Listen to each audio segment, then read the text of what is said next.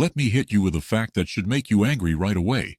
If you earned $50,000 in 2019, you would need over $74,000 in 2026 just to live the exact same life. That's not lifestyle creep, that's survival inflation. And yet the government, the media, and economists are all telling you the same lie. Wages are up. You're doing better than you think. Meanwhile, over 60% of Americans can't cover a $1,000 emergency. Credit card balances just hit all-time highs.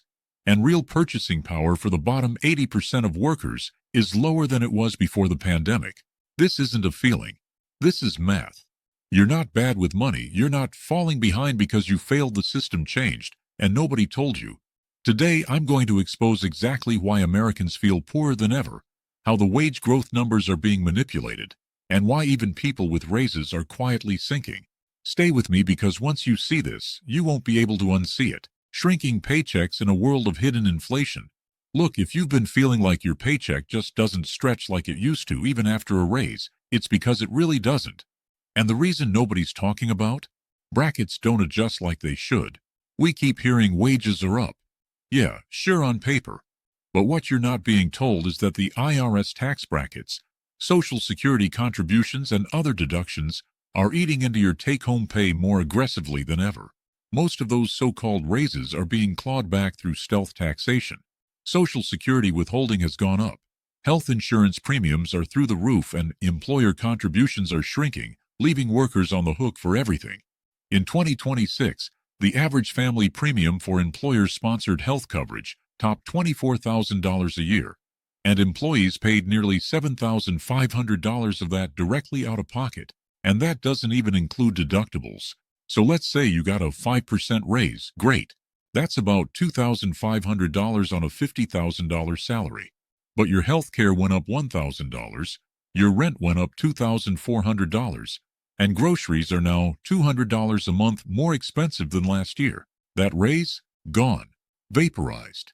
And that's before we even touch bracket creep, where inflation pushes you into a higher tax rate without increasing your real purchasing power. This is one of the dirtiest tricks in the book. The Congressional Budget Office admitted that households earning the same real income as 10 years ago are now paying a higher percentage of it in taxes just because of inflation. So while economists celebrate wage growth, the American middle class is bleeding from hidden costs. This is why people feel poorer, because they are. The system is designed to tell you you're winning while it's silently taking more from your check every year. And if that isn't gaslighting, I don't know what is.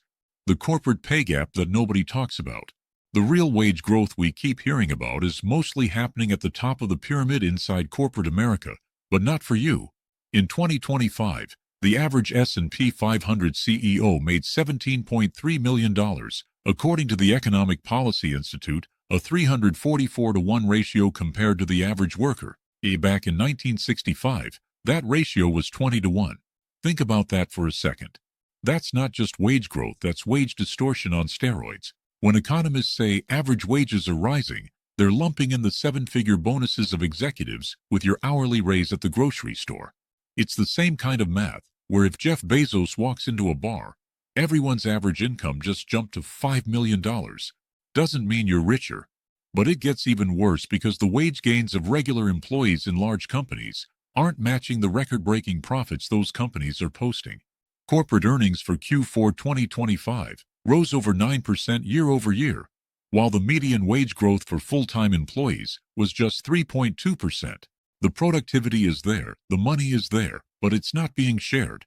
Companies are also using stock buybacks, not wage increases, to reward shareholders instead of workers. In fact, U.S. corporations spent $1.1 trillion on buybacks in 2025, yet average wages barely budged. Why? Because workers are seen as a cost, not an asset in the modern economy. You're told to be grateful for your 3% raise, while your boss cashes out stock options that grew 40%. This is why the wage growth is strong narrative feels like fiction. Because it's not your wage that's growing, it's the bonuses at the top. Until economists stop measuring average and start measuring median and mode, the lie will continue, and regular people will keep getting squeezed. The gig economy is masking a full-blown wage crisis. Now here's a dirty little secret the labor market doesn't want you to know. The real wage data is being padded with gig workers, and it's hiding how bad things actually are. You've probably noticed how many people are Ubering, DoorDashing, Instacarting, freelancing, or side hustling just to survive.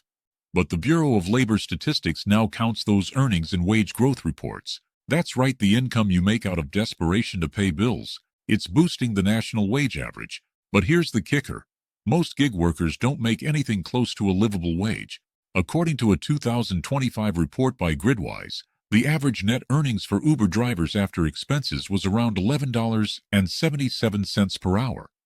That's below minimum wage in 20-plus states, and many of those workers put in 50 to 60 hours a week just to stay afloat. No benefits, no retirement, and zero job security. The result? A labor force that looks employed, but is actually exploited.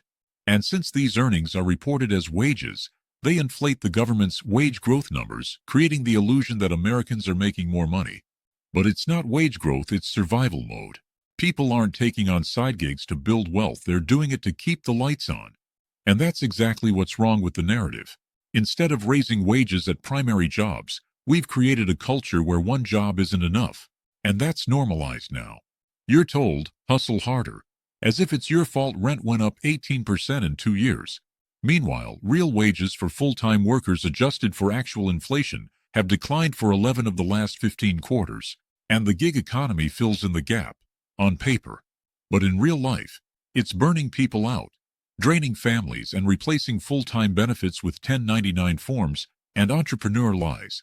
The lie isn't just that wages are growing, it's that gig work is being passed off as economic success. Shrinkflation is stealing more than just your groceries. You ever feel like your money's disappearing faster than it used to even when you buy the same stuff? That's not your imagination, man. That's shrinkflation, and it's everywhere now, not just in your bag of chips. We've all heard about how your cereal box has the same price but holds 3 fewer ounces than last year, or how the toilet paper roll looks like it's gone on a diet. But here's what they won't say out loud. Shrinkflation is now affecting your entire lifestyle. Insurance coverage shrunk. Service quality shrunk. Streaming content shrunk. Your raise might have gone up 4%, but guess what? Your health insurance now covers less. Your homeowner's policy has more exclusions, and even your 401k matching got dialed back. That's the modern economic scam. Keep the price tag the same, but give people less of everything. And when it comes to food, it's an all-out assault. A USDA report from late 2025 revealed that while food prices rose by a moderate 3.3%, portions and package sizes were cut across 61% of processed food categories. That means even when inflation looks low, you're still paying more per bite, per ounce, per serving. And it gets even uglier when you zoom out to things like housing. Think about new apartment builds. We're getting micro units now. 400 square foot boxes with no closets, no parking, no storage. Rent hasn't dropped, the space shrank. Meanwhile, energy companies are tacking on grid maintenance fees to your power bill. Airlines are removing the free carry-on. Car leases are down to 10,000 miles per year, not 12,000. And we're supposed to be grateful just because prices haven't skyrocketed more. This isn't just inflation, it's economic erosion. It's quality of life compression. The official data doesn't track this stuff. The CPI doesn't care if your chicken breast is 2 ounces smaller, or if your kid's after-school program now costs $80 more for the same schedule. But you feel it. Every week. It's the lie they'll never include in wage comparisons, because if they did, it would show that even with a raise, you're living a smaller, poorer, more stripped-down life than you were 5 years ago. And that's not progress, that's decline. The rent crisis that's devouring wage gains whole. You know what absolutely destroys the wage growth argument the minute you say it out loud? Rent, plain and simple. It doesn't matter if you got a 5% raise when your rent just jumped 20% in 2 years, and that's conservative. According to Zillow's 2026 rental report, the national median rent is now $2,055 per month, up from $1,640 in 2020. That's a $5,000 annual increase, nearly double the typical annual wage gain for most Americans. And don't even get me started on cities like Austin, Miami, and Nashville, where rents shot up 30% plus since 2021. But it's not just the sticker shock, it's that landlords and corporate investors are using data-driven rent-setting algorithms that hike prices dynamically.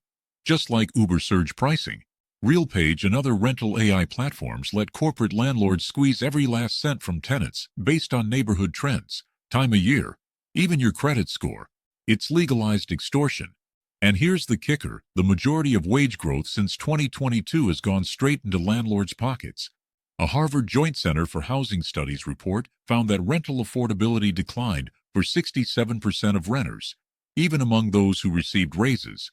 Why? Because their wage increase got instantly neutralized by housing costs. Oh, and you want to buy instead? Forget it.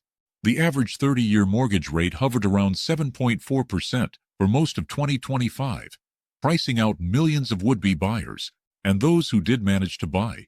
They're now stuck with monthly payments 40% higher than buyers just 5 years ago, not to mention skyrocketing insurance premiums and maintenance costs. So you're either bleeding from rent or drowning in home ownership expenses. And that's where the lie comes in when they say wages are outpacing inflation. They're not factoring in where those wages go.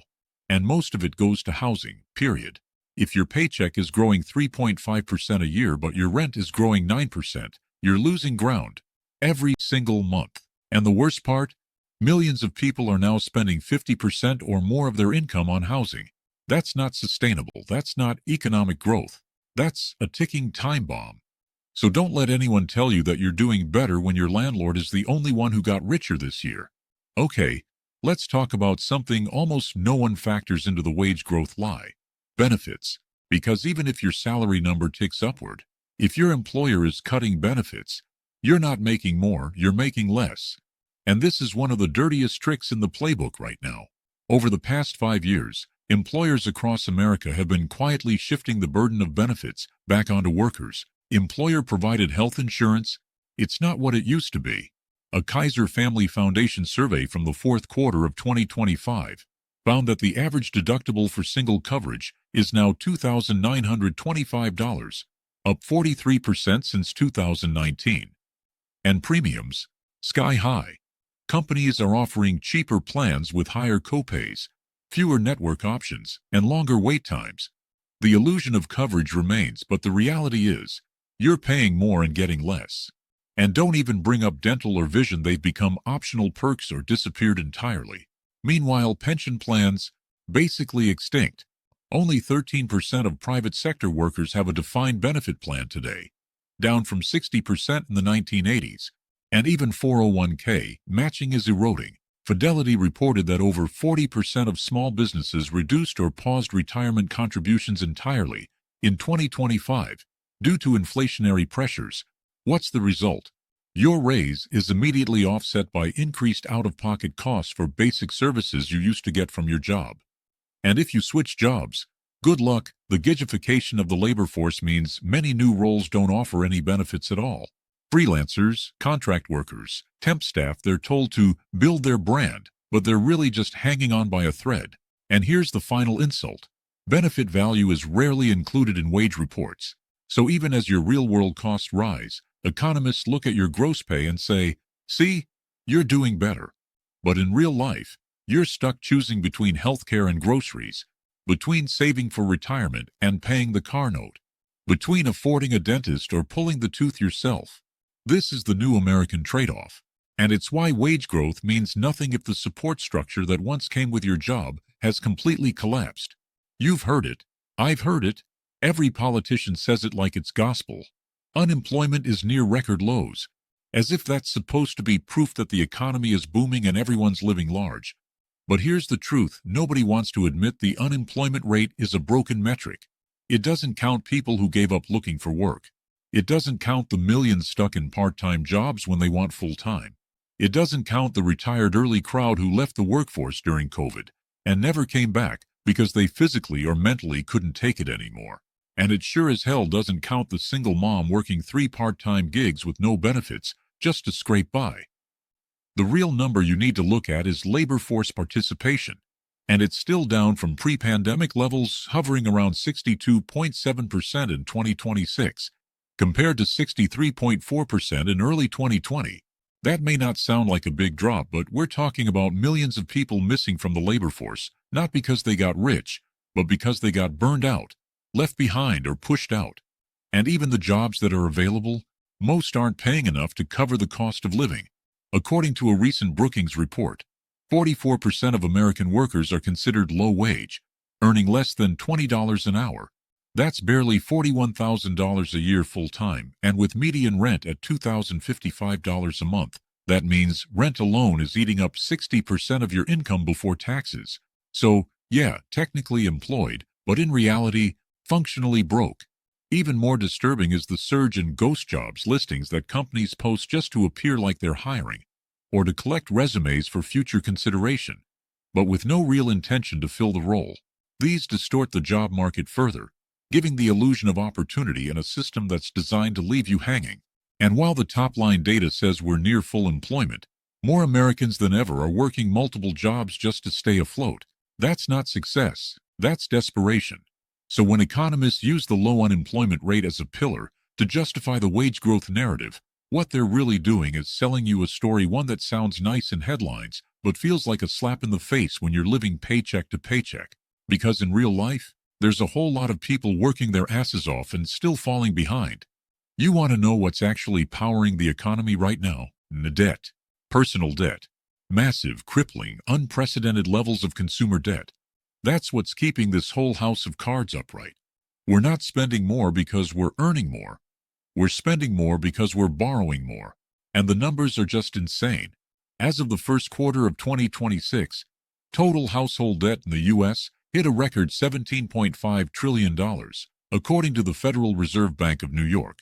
That includes mortgages, auto loans, student debt, credit cards, and now buy now, pay later schemes that are skyrocketing among Gen Z and millennials. But here's the catch: credit card debt alone crossed the $1.3 trillion mark, with interest rates averaging over 21%. That's the highest it's ever been. People aren't using credit cards for vacations or splurges anymore. They're using them for groceries, rent, insurance deductibles, and school supplies. And what does this have to do with the wage growth lie? Everything. Because the rise in consumer spending, which economists use as proof that wages are up and Americans are thriving, is not coming from paychecks. It's coming from plastic. In fact, Bankrate's January 2026 survey found that 62% of Americans with credit card debt have been carrying it for more than 12 months. And more than 40% of them said they're using cards to cover basic necessities. That's not prosperity. That's survival mode. But the data doesn't distinguish between a person spending $500 from their paycheck versus $500 they borrowed at 21% interest. It all looks the same in the GDP report. It all looks like consumer confidence. And that's the scam. That's how they gaslight you into thinking the economy is strong and wages are up when the average American is living on a fiscally explosive credit time bomb. Auto loan delinquencies are up. Student loan repayments restarted and defaults are climbing. Medical debt is being hidden by hospitals offering no-interest fake payment plans that just delay the financial wreckage. We are not in a wage growth era. We are in a debt-funded illusion. And when the music stops, it won't be the rich holding the bag. It'll be the same people who were told everything's fine because they got a 4% raise while their debt doubled. That's not growth. That's a trap. Here's what they don't teach you in school anymore: that the American dream used to mean something. A single job, a modest home, 2 kids, a retirement plan, and maybe even a trip to Disneyland every few years. But today, that version of the dream is dead. And the worst part?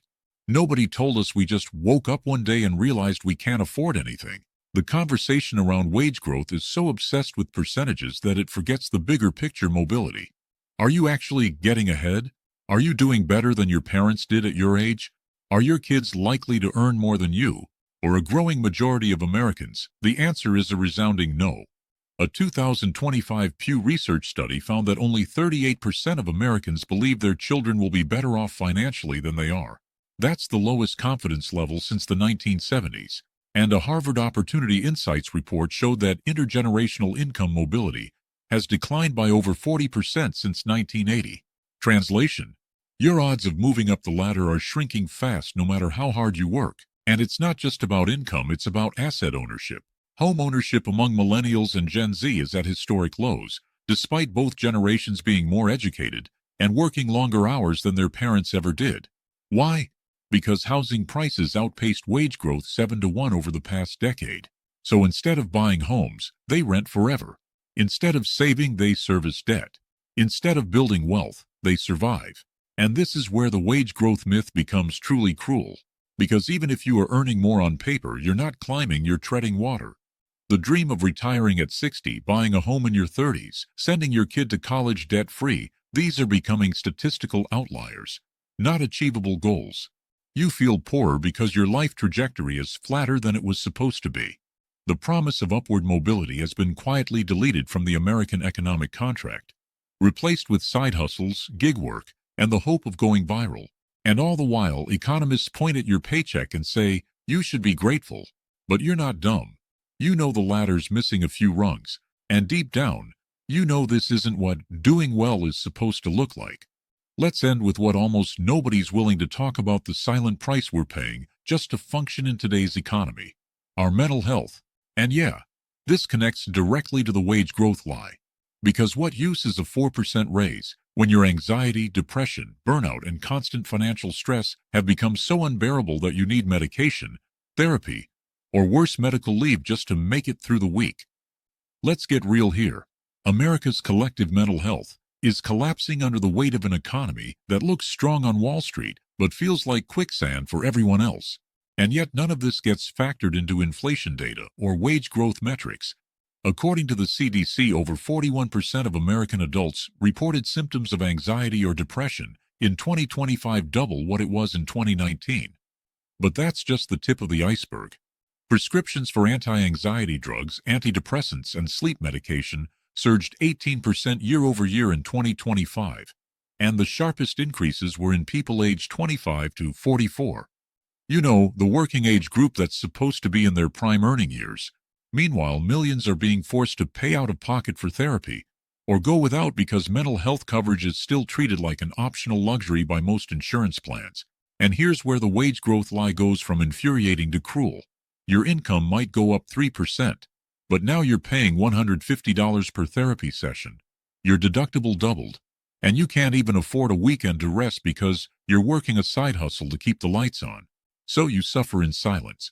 You grind harder, you cope, until you break. This is the part of the economic story economists never talk about, that the pressure cooker of today's American life is turning financial survival into a mental health crisis. A 2026 Gallup report showed that 72% of workers feel emotionally detached from their jobs, and 60% feel burned out. That's not laziness, that's trauma, that's exhaustion. That's the result of a system that gives you just enough to keep going, but not enough to ever feel safe.